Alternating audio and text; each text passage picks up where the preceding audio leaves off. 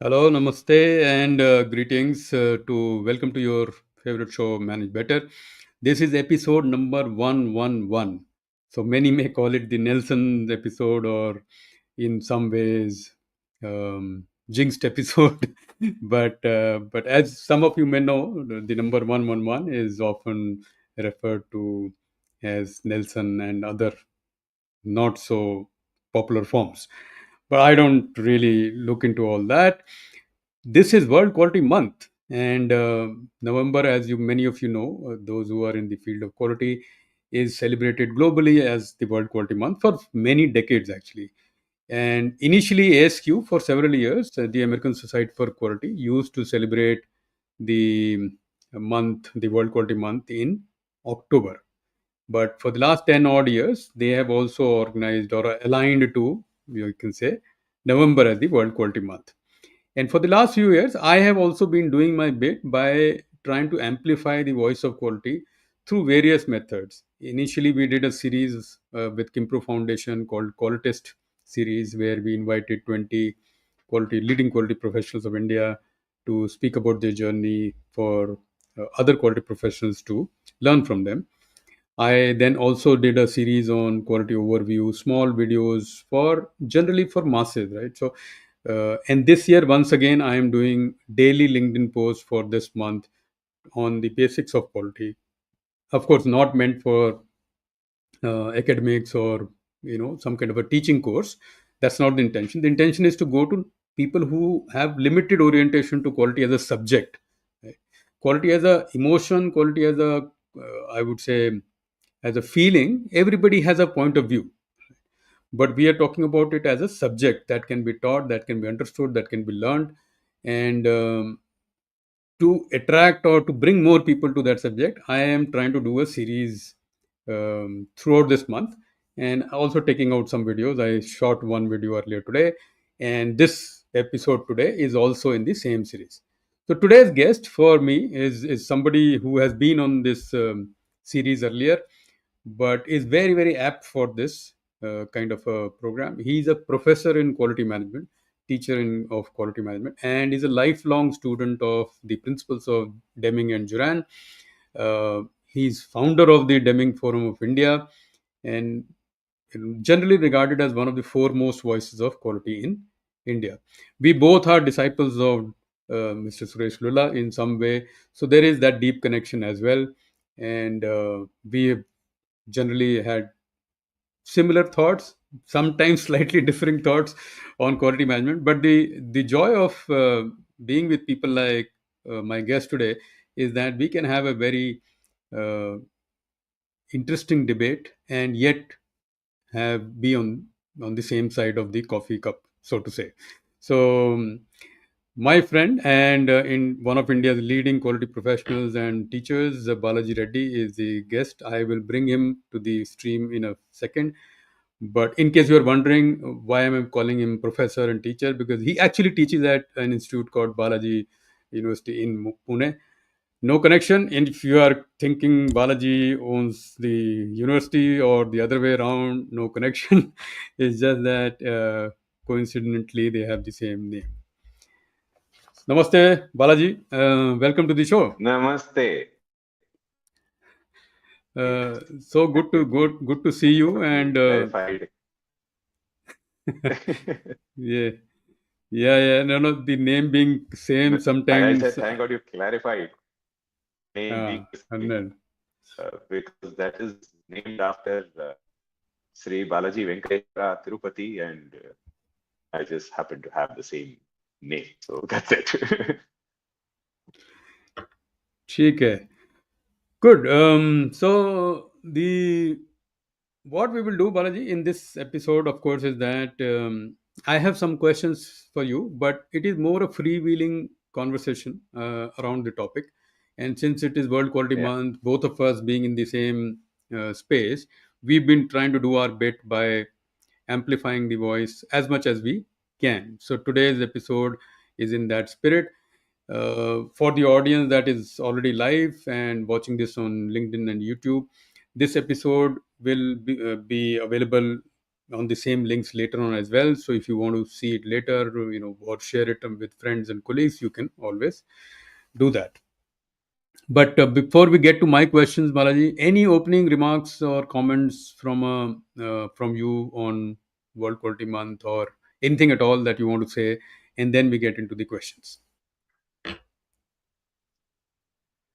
Yeah, I mean, first of all, quality is like a way of life for us. So having it as a World Quality Day or a month, I think, is too less. We breathe and sleep quality.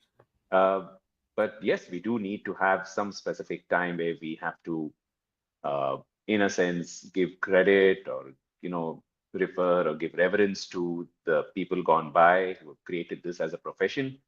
And I think it is the Japanese who started this, celebrating November as World Quality Month. And as time has gone by, it's gone worldwide. So it's great to be a part of this, and just to bring back to our roots, knowing that this is not just a subject, but trying to get to the people of this generation. That will be wonderful if they could make it a way of their own life. So that's all I have to say. I hope whatever we discuss today will get through to them, the ideas, and maybe they can take this forward as a profession. Exactly. So exactly our thoughts, and sometimes when this question is asked of me, Balaji, um, I often say that we need a World Quality Month or a World Quality Day just as we need a birthday. We are alive every day, but we need some kind of a reminder and a celebration. And Yeah, so it's not that we don't need a birthday. Everybody loves a birthday celebration, and there is no need for yes. sometimes many of us to get overly philosophical about it. But like you said, it is more important to live every day about in a quality manner, and then of course do something a little bit more in this month. Good. So uh, I see one reminder to the audience, particularly on LinkedIn. This is a live show, mostly popular on LinkedIn as such. You can actually ask your questions, and uh, Balaji and I will try and answer. Mostly Balaji, he is the professor in the call, so he will try and take your questions. So do post in your questions. I will pick your questions through the show. So that's the general format, and otherwise we will have a conversation around quality and try and see where we land with this. So first up, I think very important, and this question is more important, Balaji, because you are trained, of course, in a far deeper, intense training compared to mine in amongst all professors, but mostly the legacy of Dr. Deming. You are not only trained with the extensively in his work. You also run the Deming Forum in India and have been teaching those concepts. But you are also equally, I would say, well versed with the Juran principles. My exposure was a little bit more to the Juran principle, but I, having studied a little bit extra from what Deming read, I remain equally impressed and have the same reverence for Deming. In fact, same reverence for several other leading professors as well. But this is not the way the world Right. sees both of these gentlemen, right? So there are quite a few people. In fact, whenever I post about quality or Six Sigma or any of these topics, there are at least two or three people globally on my LinkedIn feed who will contest that and have something to say, and usually very nasty things to say as well, from one camp to another camp. So I wanted to start with that. That while their work, Deming and Juran and several other leaders, their work transformed quality management, are there any lesser known facts or aspects of their teachings that you think are very relevant and are often misunderstood, and so on? So anything on their part, not so much as a rival, but more as two people who took the subject forward, but are often misunderstood as rivals. Well, there's so much. Can I? Because I'm not able to. Am I being seen? Because I'm not able to see myself. No, your camera feed has gone, but we can hear you. So go ahead. As the camera feed, Oh, yeah, that's it is better. back now. So Okay, yeah, yeah. Okay, yeah. Now I can see that. Right. No, yeah, it's good that you brought this up. I feel a little pained when I see people look at it as a Deming versus Duran. I always felt that their works were very, very integrated.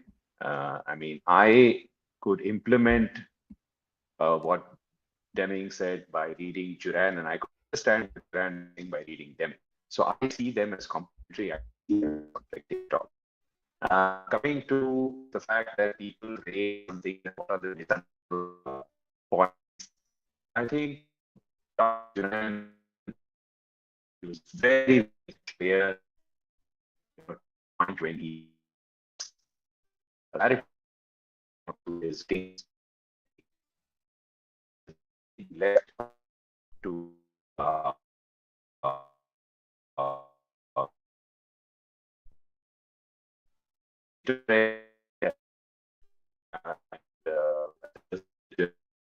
that of the time without needing a lot of not just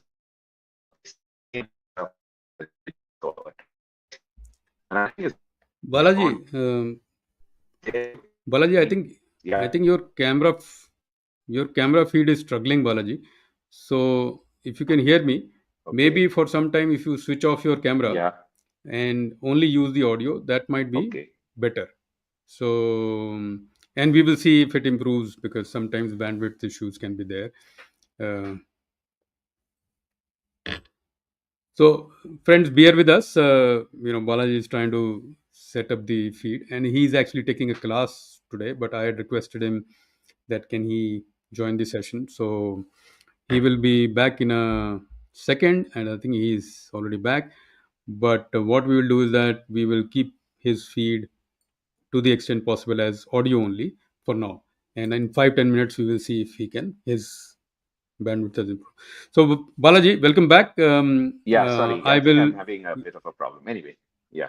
No problem. So, if you can give a summary of what you were saying so that we can hear you loud and clear, and then we will Yeah, proceed with I the was rest of the saying that questions. people normally when they refer to one or the other, when typically when it comes to Dr. Junan, uh, when I ask people, have you read his works, and they only stick to the fact that they've read his handbook. Now, the handbook is a reference book which he kind of edited and wrote along with many other authors, and that was his. He was very inclusive in that approach of his. So using that as okay, it's not that you should not read that book. It's an amazing reference book, but that's not completely what Dr. Duran was all about. You need to read his other works as well. And the one book which I would recommend to everyone to read is Managerial Breakthrough.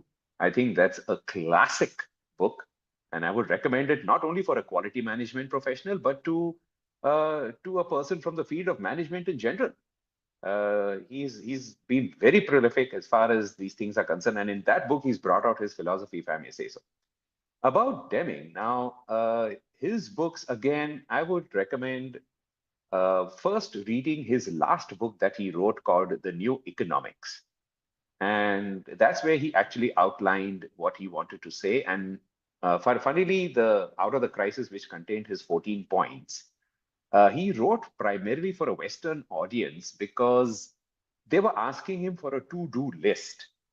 And he was getting quite frustrated. And so he said, okay, you want something to do? Well, here, take these 14 things. But they're not something you can do. It is a way of thinking. And let me put it this way. There are consequences.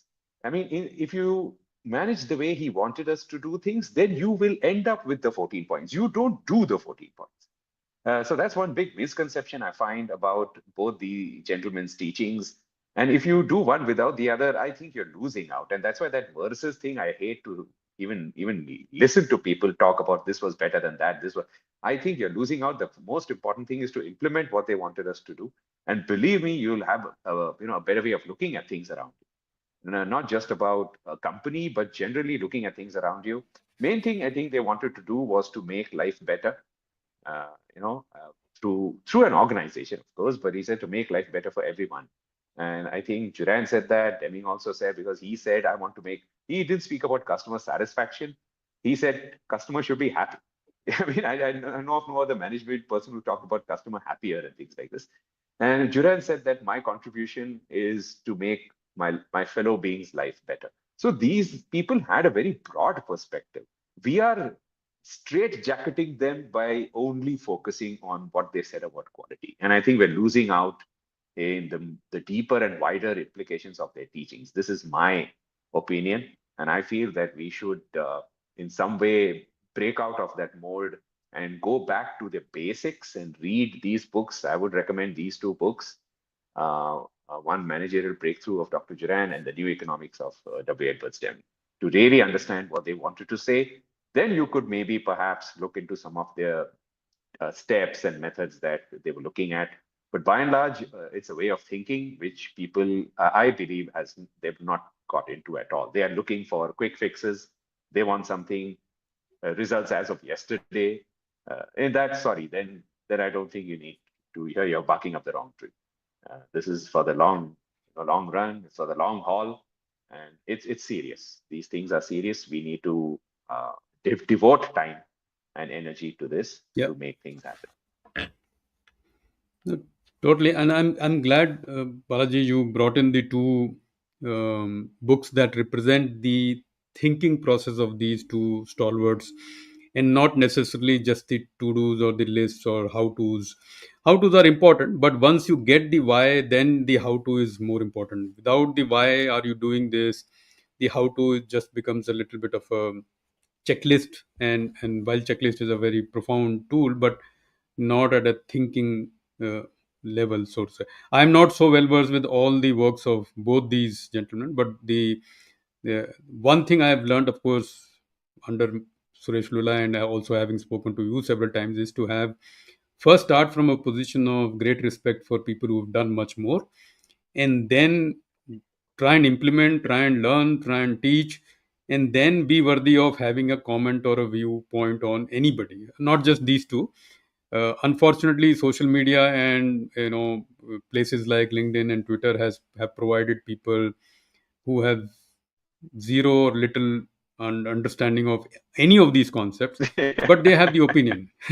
but but they have the opinion to Oh yeah, talk about people who are light years ahead of them. Only yesterday, on my yeah. quality month post, somebody ranted about. And I can see that you are back, so we will try your camera again.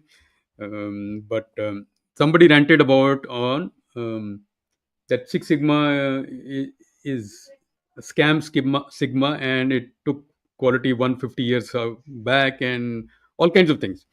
I, of course, I know the person. He and couple of other people always respond to these kind of posts with the same commentary, and they just have the same slide which they keep pasting each time they have to comment. My view is that, have you tried it? Have you learned from it? Have you experienced it? Or you are just going by some comment in some book, in some course that Dr. Wheeler or Dr. Montgomery and some of the other stalwarts might have made, and just latching on to those kind of things. So that is unfortunate, but I'm glad you present it in a manner that first learn, apply, and then have a point of view. Okay, is your camera okay now, or bandwidth okay now? You tell me. I don't know. I feel it's fine. No, it is not. So Maybe walking. Maybe okay. Let's go back to let's go back maybe we'll have to the Balaji Radio today. So if so you can, uh, uh, so while Balaji returns in the radio format, let us let me see. Yeah, so we'll get him back. But like you heard, Balaji, and this is very important from a World Quality Month and a celebration of quality as a subject point of view, that we should see the contributions of all stalwarts with equal reverence and try and learn from them, apply them, and then have a point of view. We are actually, what have we done in life to have a point of view on Deming versus Duran, right? So, and since both of us are in this field, we see a lot of these. Like Balaji mentioned, we see a lot of these views of people. Uh, no need to get into that. And I think a couple of people are commenting as well. Thank you, Dr. M. Um, you are referring to Balaji. So Deming in his writings has often referred to Dr. Duran, as you rightly pointed out. They had mutual respect. Of course, very well said, Yeah, Dr. they M. did. Both of Yes, both of them, both of them. and both of them, and that community also. And fortunately, around the same time, there was Crosby, there was Ishikawa, there was Feigenbaum. Uh, so that was a golden age where a lot of people were there. Of course, these two are slightly far ahead in terms of contribution and the impact that they had. But there were others as well. So that mutual admiration is definitely there. Yeah, So, that's right. Balaji, moving on, Yeah. and I must apologize to my audience and your audience that they are only seeing me, which is not a pleasant sight. but, but, but, but life is not fair. You came here to see Balaji, but you are getting to see me. But I'll make sure that you can hear his golden voice. So, Abhi, next question is more around the evolving definitions of quality, Balaji. So you've been Right. in the quality field for about like at least 30 plus years or so, more or less, and Yeah, been a lot of that you have been a teacher as well. So you get to teach the same subject multiple times as well. So you can see the evolution far better than a practitioner sometimes, because practitioner right. may get more involved, but you are also teaching. So in that context, I am asking this question: that how have you seen the definitions or the understanding of quality as a subject? And maybe I'll qualify quality as quality management, so that it's a little clear. And there is a subtle difference. So the what are the definitions, or how have you seen it evolving over the last few decades, at least the last 3 4 decades? Any foundational differences have you noticed, or any shifts have you noticed, or it is the same as it started out, or at least when you started out in this field? So over to you. Now I'll try to answer this by taking, because of quoting era, as we say in quality. I think the early 1900s was more about the inspection era in quality. People associated quality and inspecting. But when the 1920s came and Dr. Schuhart brought in, uh, if you want a good quality output, you need quality test. That's quality control came in, but they didn't grasp what Walter Schuhart wanted to say about the word control. For him, it had two phases. One is, for those who are well versed with this, looking into eliminating the special causes, and then working on reducing the effect of common causes. That is, for him, was control. So there were two phases. But unfortunately, people were so blinded by the benefits they got by just eliminating, they didn't get into the second phase of trying to make things better. So quality control, unfortunately, got associated only. Now, when this reached Japan in the 1950s, I think they kind of grasped what Deming was trying to teach them, that he was uttering the word quality control, but he meant making things better. So the term QC remained, meaning became improved. Now, when Japan landed there, they realized that it just do a product. It has to do with everything you do. So it expanded to become company wide, not just the manufacturing shop. And then later on, when the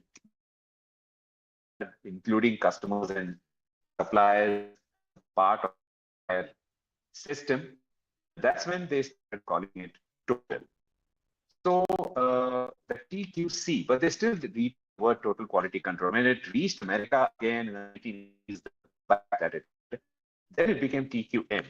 So I believe that by this time it reached America. Now beyond that, that total quality concept has remained, but its meaning has become broader and deeper.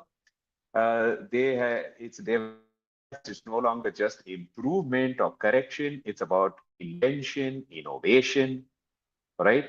And then taking it to another level of, say, the, maybe not harming the environment, then going to another level, that's quality is no longer limited to one company, but a family of companies working together.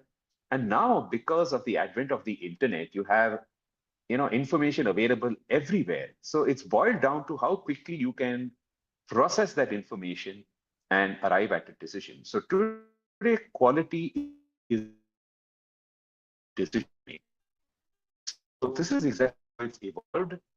And I mean, definitions, what can I say? I mean, the basic definitions would always remain the same. That is, providing something to a recipient of what you do, and if you're running a business at the right price, all right? Otherwise, it should add value to that person's life, whatever you're doing, whether it's an act, an activity, or providing a product. So that part, I believe, goes missing in many of the industries. They focus a lot on what they are doing and not what the other guy really needs. So that's my take. And but otherwise, as a function, I think it's really gone beyond the act of inspecting. It's about the way you run your organization, organizations, if I may say, your entire network of companies that you work together. And now today, with like I said, with the advent of information being available, then it boils down to processing and taking decisions well, in the right time, right? The timely decision making, whether it had to do with anything. So that's how I look at it. So the only thing that has changed with the advent of technology is that the time lag between things happening and the information reaching the point of relevance has come down to maybe a second. So how quickly you can grasp all of that and process it, like I said, is the difference between success and failure. That's the way I look at it. Really well said, I think. And I was actually, my next question was around having discussed the past of quality, and I was trying to, you know, maybe segue into the present of quality. So one big change for all of us is the is the over is the significant involvement of technology in our lives, in everything, and I mean it in a good way, right? So not in a way that uh, and look, who are we again to have a view on technology or no technology? It is there, it is like sun which will rise. So technology every few Oh yeah. years will change, and it changed even during Deming and Duran's time as well. So it is not that it is changing today. Oh yeah. uh, I often give this example, Balaji, that think of the time when the telephone was first introduced in the world. How magical it would have sounded to those people who could hear people, and we go gaga about some chat GPT giving us an answer which seems very interesting. Yeah. But think of electricity, think of telephone, think of TV, think of radio. All these things would have been, galaxy bending magic kind of thing. uh, Today people like you and me could have imagined something like chat gpt will happen maybe 2 3 years ago. We could have imagined that this will be the Yes. next thing or something like this. But the people who saw electricity, the people who saw cars, the people who saw cameras and motion pictures and telephone and radio, it was a boom moment because nobody Oh had yeah. imagined those things. So technology has always been changing, and this is a huge myth and misconception and the wrong pill sold to us that uh, it is only now. It's always been there for the last hundreds of years, at least in the last since the industrial revolution era. um, at least recorded history since then, right? So we don't know what happened much before that, or at least not credibly. But the last recorded history for the last 200 odd years, many such revolutions have happened. So, and I'm glad you answered it this way, that um, today the technology part is there and that has changed.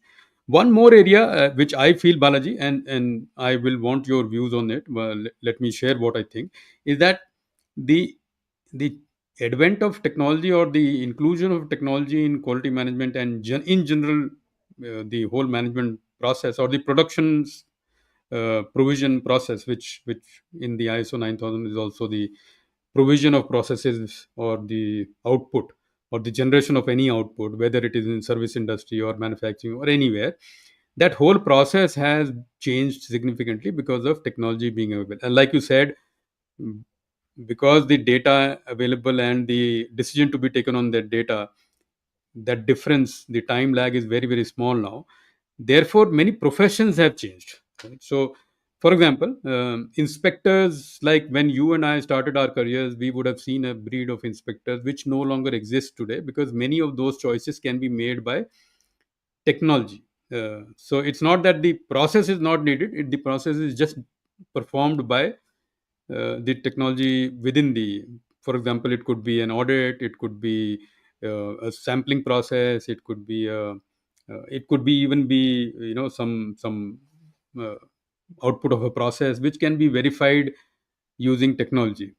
So very often when this question is asked to me, I always say that, look, obviously, like earlier, when a simple thing of uh, pharmaceutical tablets, the tablets that we have, all the uh, today everything is put it into some kind of a vial or a sachet, or other kind of tamper proof packaging. 50, 60, 70 years ago, this was not the case, and everything was being manually packaged. And when this industrialized packaging came in, all those people, were no longer required. Same way, the people who are in inspection today are no longer required, because technology is able to take that job and do it far better. So that change will always happen. But this is one example. But have you seen other examples, Balaji? And since I shared one, maybe if you have in your experience seen something else related to the field of quality, and as it stands today, any other change in terms of profession? Yeah, I mean, I believe that you need to now keep your eyes and ears open, all quality professionals, in how we are going to be. Like I said, that that any transaction generates information, right? So Mm, ways and means of capturing that information, we need to find out how we can do that better and try to reduce some kind of human intervention wherever possible, so that we can get it the way it is and then process it very quickly. Because that processing power is what we have to enhance. But the only other way, like I said, I can look at, when you said here that the job of the inspectors is gone, I don't say it's gone. I would say that the decision making should remain with the humans, if you want the mm. technology and machines to capture that information. So that part can be done, by machines or technology. But I still believe decision making should be a human, what should I say, priority. What is it? It should be given to us. I mean, we should be taking that decision finally. So that ability should be enhanced. How to look at data, making sense out of data. What is the difference between data, information and knowledge, knowledge and experience, experience and wisdom? I mean, each one leads to the other. It's a function of time, it's a function of stratification, it's a function of focus. I think there I find the current generation kind of getting blurred. So people like you and I, we need to pass this on to the next generation. We need to clarify how they need to look at things around them, because they are exposed to a hell of a lot. And we spoke about information, not being available. Now information is available everywhere, and people don't know the difference between information and knowledge. They're not able to, like I said, sift out, thinking through the buzz, as we say. They're not able to do that. So I think that part needs to be done. The other thing, Anshuman, I don't know, I thought you might mention this, uh, that the fact that this has become you know gender neutral. The genders have come in, and it's not just you know men, but also women coming in.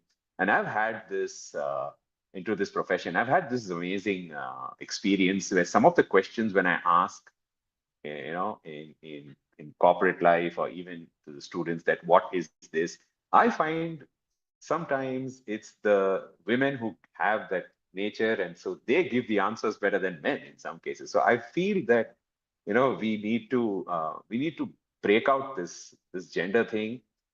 Even if you read Deming and Duran's books, for that matter, when you said that technology changed and they moved with the times, I think if you read in one of the books that Dr. Duran wrote later on, he said that when I started my career, we used to write chairman, and but now I understand that it's become gender neutral. So I'm trying to change. But if you do find any word, please come back to me and I will change it. So even Devi wrote there that she, otherwise they used to write only he, and so they said that we don't want to make that. So this is another big thing that I find here that has happened over the years, that not just in the quality profession but generally.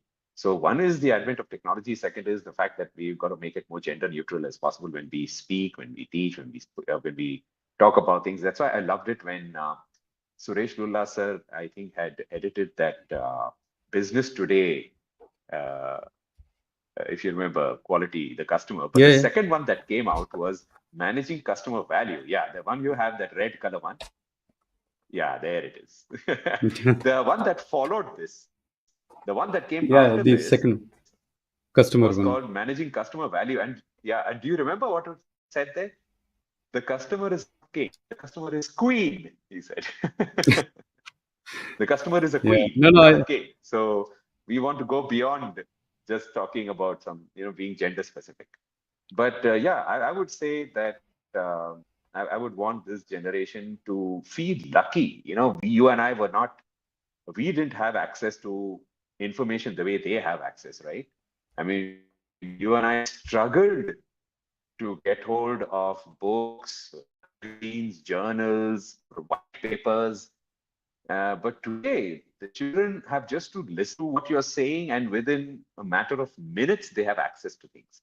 But just having Correct. access is not enough, right? You should learn how to process that and make sense out of it. I think in that sense, they would need to spend some time trying to assimilate, or trying to see what is more relevant to them.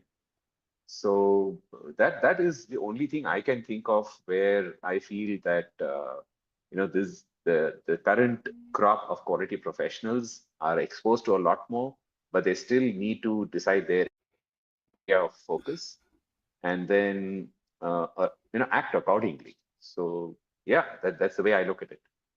I think that this is a fabulous point, Balaji, and it didn't occur to me, but I have seen it throughout my career and much more now, and globally. And I've been also working for global organizations for some time, so that exposure I have, that how is quality management in other countries as well, and not just the US, because US is often the most um, repeated or the most quoted one, but there are globally, of course, other leading economies as well. And I noticed that particularly with the advent of service economy or service industries, the um, the field of quality management is one of the fastest, I would say, gender equal kind of fields.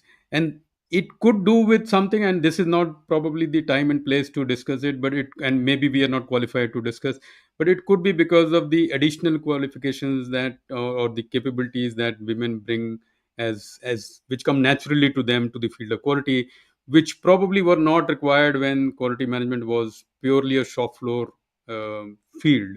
So there are multiple facets, but it's a very interesting observation, and thank you so much for that. I have some comment from, I think, Rama Kosuru. Customer is youngsters. Yeah, yeah. So that kind of says it all, because then, of course, all genders and including the marginal genders are included. Um, your Some of your students are in the call, Balaji. So let me address Oh, you as Professor oh, Balaji. For nice. there are quite a few. I just picked up one, but there are quite a few. So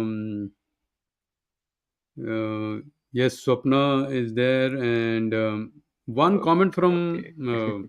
I think Dr. M again. Um, Yeah. in my interaction with Takio Furuya, yes, TQM director of Toyota, speaks of kaiketsu, quality creation. Kaiketsu is quality creation. Yes, Okay. realization of sustainable growth through building TQM. He has extensively spoken about Deming in his book, of course. Thanks, Dr. M. So yeah, so many of these concepts sometimes have equivalent concepts in Japan, and like sometimes people ask me about Six Sigma, and I say that if you look at TPM, Toyota, the plant maintenance system, which is actually much more than maintenance. Um, there is Kobetsu Kaizen. So Kobetsu Kaizen is, if you read even one page of Kobetsu Kaizen, it is nothing but Six Sigma. It is focused Kaizen in some ways. So you will find, and I'm glad that Dr. M pointed out this, but you will find a lot of similarities. And again, the question you should not be interested in is who copied from whom or who got inspired from whom. That's not the question which is relevant. The question which is relevant is what are Bang you on. doing with the information, right? So Bang on. uh, so, I mean, the moment I share this kind of information, Balaji, the obvious question people want to get, and it's a very tempting, almost gossipy kind of question. You want to know what happened, who picked from where, and it's not important. It is like lean thinking or lean principles were already popular in Japan as part of the Toyota production management system, or that time called TPS. But when Daniel Jones and that what is Paul Womack took it to the US Yeah, with the book Lean Thinking, it Jim Womack, yeah. completely changed everything. Yeah, yeah. So I may be getting the names wrong, but No, that's okay. That's okay. Womack and Big Jones. deal. The what it did is that it gave a global audience to the same concept. So neither of the contributions can be belittled in any way. And who are anyway we to belittle any contribution? So I know. good. The I think the next obvious. So we've discussed quite a bit of the past. We've discussed present of quality. I now want to invest about next 10 minutes or so, Balaji, in the future of quality. So two, three pointers to the future of quality.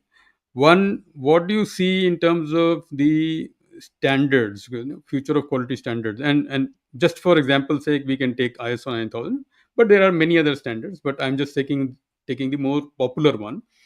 What do you see as the future of these quality standards? And then, of course, we can then get into what do we see as the future of quality professionals. And lastly, we will try and see what do we need to do today to make our tomorrow more relevant.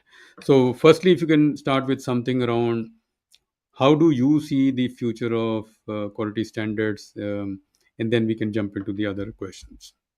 Yeah, first of all, my take on this word standard, because people think it's something that's written in a tablet of stone and can't be changed and can't be challenged.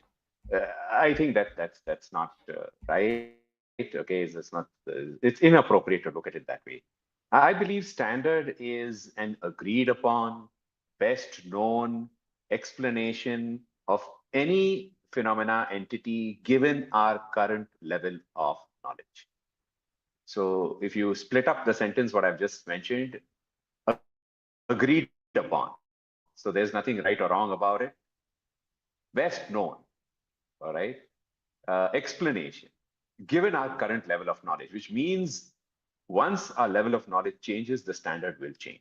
So it started with something physical, then went on to processes. And what we are looking at now is systems, way of managing. And in that sense, ISO 9000 was a good place to start. I said, all right, they at least they put on something. Yes, they also learned that they made a few mistakes here and there and they corrected themselves. And that is the hallmark of any good standard. They always learn and they correct themselves. And I believe that the future of standards, I think they should start working towards having a unified kind of a standard that looks into many different aspects of running an organization. Um, Having things like separate for quality, separate for environment, separate for occupational health and all. I think it's all part of the same thing. I want to make it easy for people to work in my company. I want people to have a good life. So I think they should start working towards having a unified standard. I see that should be happening in another maybe 10, 15 years. They should move towards that if they're not already started moving towards it. So that's about standards, the future of standards that I can see. And I want to tell people that standard is, the best known as of now. It doesn't mean that you can attain something. It's a beginning. it's a good place to start. And you need to go beyond that and bring in your own interpretations, your own additions to whatever you're doing. But it's a good place to start. So that's what, even though whatever standards people come out with, because it's an agreed upon thing, we take it that yes, we respect the fact that y'all have all come out with this standard, and we're going to implement this. And if there are any shortcomings, we're going to get back to you and say, I had this problem.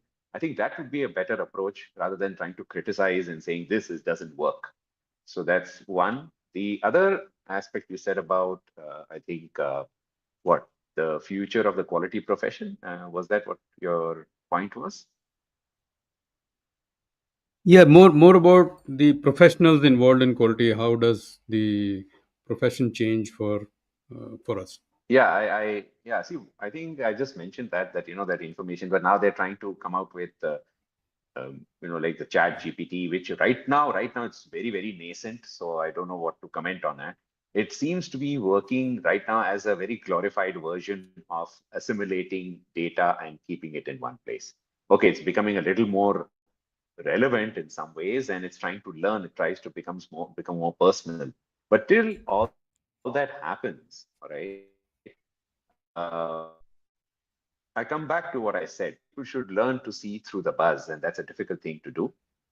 So you need to, go deeper, do a deep dive, take interest in things, whatever your chosen profession is, and try to gain as much as you can about that. It will never be complete. You should always believe that, you start the day by saying, I'm a zero and I want to learn more. If you think that you know it all, I think that's the day, you can stop breathing. You can just start existing. So that bit should not come in, that I know everything. I mean, I'd just like to take a personal example.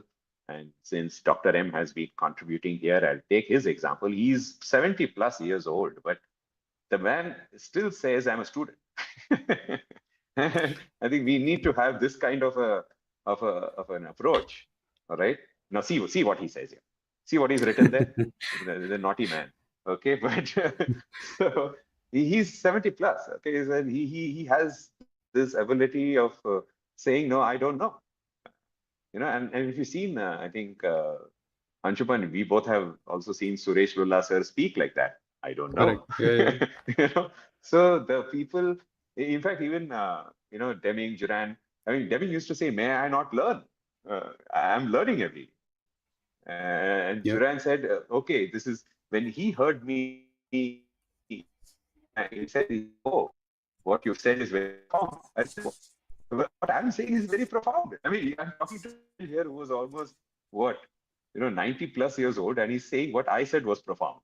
So it takes some courage to be like that. So I would say that in spite of the fact that we're exposed to a lot more, instead of just shrugging it off, consider yourself lucky, but also learn how to process all of this well.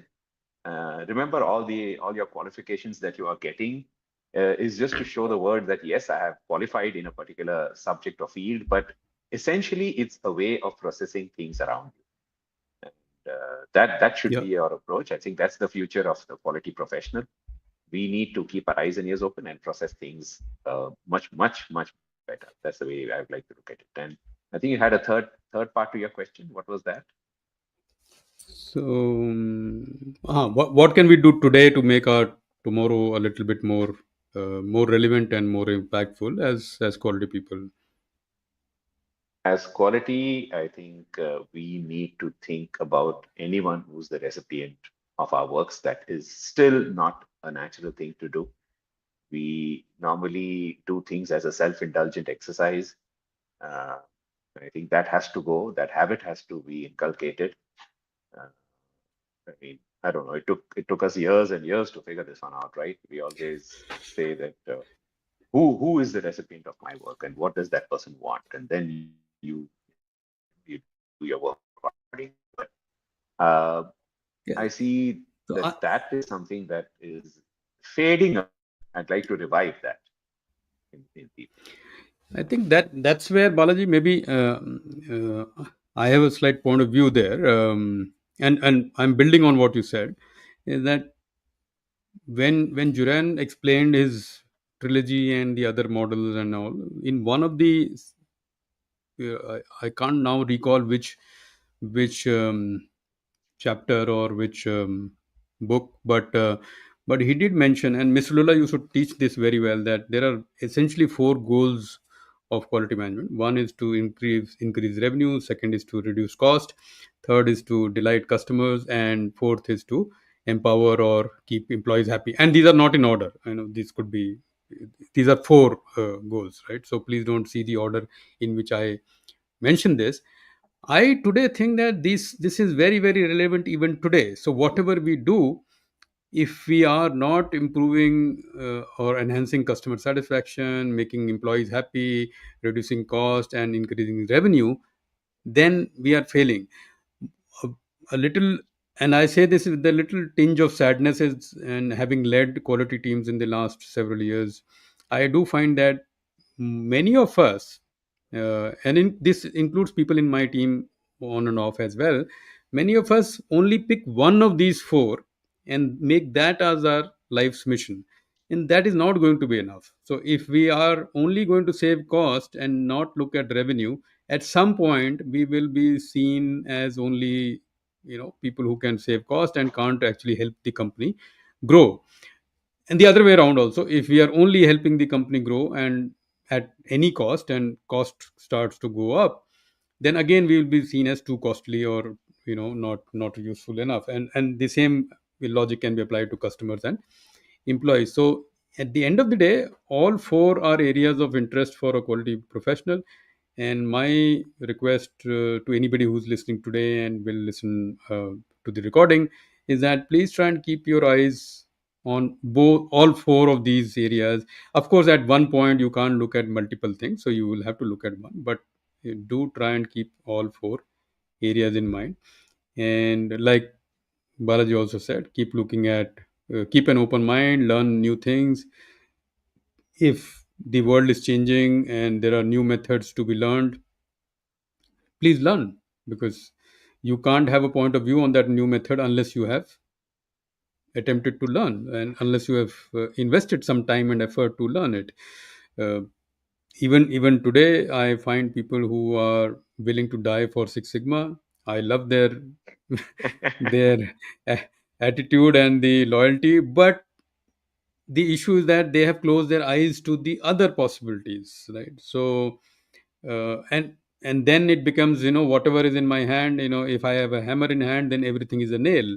So if I only know about Six Sigma or any other tool, and then I am going to apply it to anything, right? So in the last 20 years there were several attempts to make Six Sigma for management, Six Sigma for leadership, and so on. All of that doesn't make sense, because it is what it is. It does its job really really well. Leave it there. Why do we have to um, take it to levels where it was never thought of or created for?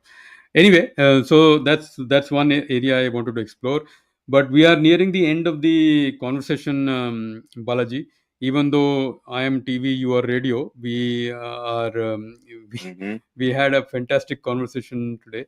There is one or two comments that have come in, which I would like to. I can't see the name of this person who's made the comment, so apologies for that. But talks about customers king. But in today's market, the focus is shifting towards building long-term value. Actually, the focus has always been long-term value, at least for the companies that were very Yeah, interested in quality. So, through a mutually beneficial exchange with customers, business should not just cater to immediate needs, but also invest in creating lasting relationship that provide ongoing value to both parties. Yeah, absolutely. And again, apologies, I can't see fine, your fine. name, but really well said. And this has actually always been the case. There is a fantastic book by Nitin Nohria and a co-author I can't now recall, called Beyond the Hype. And Nitin Okay. Nohria is ex uh, dean of the Harvard Business School, and of course son of the great K.K. Nohria, who's on the Kimpro Foundation as well. But that book actually explains that many of the concepts that we see today have been there for the last 100 150 years in same or similar phrases. Sometimes the words have changed. So things like customer is king and long term value, these things are not really that new. They have been around, except that sometimes the focus on the phrases and the words are uh, different from different now. So the book I mentioned is Beyond the Hype. Really nice book. So anybody who's interested in this kind of stuff can uh, um, read that. But we are coming to an end of the conversation. Balaji, you want to try your camera once again and see if you have a closing comment for our uh, audience. Yeah, you can finally see me or what? Yeah, we can see you, and camera seems to be working fine. So you want to utilize the next 1 or 2 minutes to just leave a closing message, and then we can close the session. Yeah, I just believe that what we've discussed today in a nutshell, if I have to say that what exactly, and we're talking about, running a business, what exactly is the purpose of a business? Very simply, it's creating happiness at a in the most ethical, timely manner. So Hmm. all four are important. It's not just satisfaction, and happiness is beyond the requirements. Uh, People it is you create inside your happy work, outside the company happy receiving your work, and we're doing this at a profit. Remember, this business is about profit. There is no business, no harm in saying. All right, but we also have the third dimension, in doing things ethically, do it the right way, because there are many other ways of creating profit, and we all know what these are, and we're not interested in that. And of course, you talk about time, do it at the right time. I mean, there's always a time for everything, and you can't just be lax about. One example I can take is, in the mobile operating system space, we had Microsoft had amazing mobile operating system, uh, but they just released it too late, and they lost everything. So doing things, in a timely way, whether it's a sense of timing, whether it's doing the right time, call it what you will. But all these four aspects are important, and I think you talk about managing better. Well, that's it, Anshuman. You're talking about creating this happiness, profits, ethics. Right? So I think in a nutshell, that's all I wanted to say. All we want to do, whether it's Anshuman and me, we're just trying to help people try to understand these four aspects. And I don't think we're going to stop at this. We'll be No, no, totally. haunting And in I some think way or the other.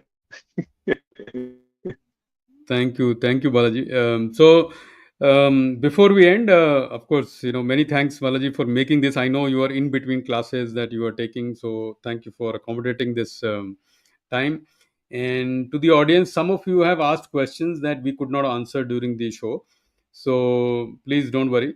Since all those questions I notice are on LinkedIn, one of us will take time to uh, go to your questions and try and answer those questions. And in any case, both of us are accessible. You can reach out to Balaji or to me, and we will try our best to answer wherever we can. Of course, there is no answer. There's usually a response, is what I say. So take it as a, if you have a query, we have a response, because like we said, we don't know. We are also learning along with you and happy to learn.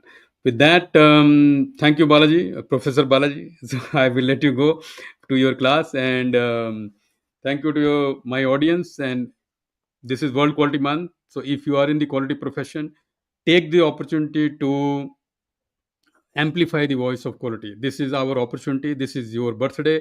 This is quality's birthday month. If you don't take this opportunity, you have no right later on to say that quality is no longer the profession it used to be. It is upon us to make it happen. So with that, I will let all of you go. Thank you very much. Thank you. Thank you.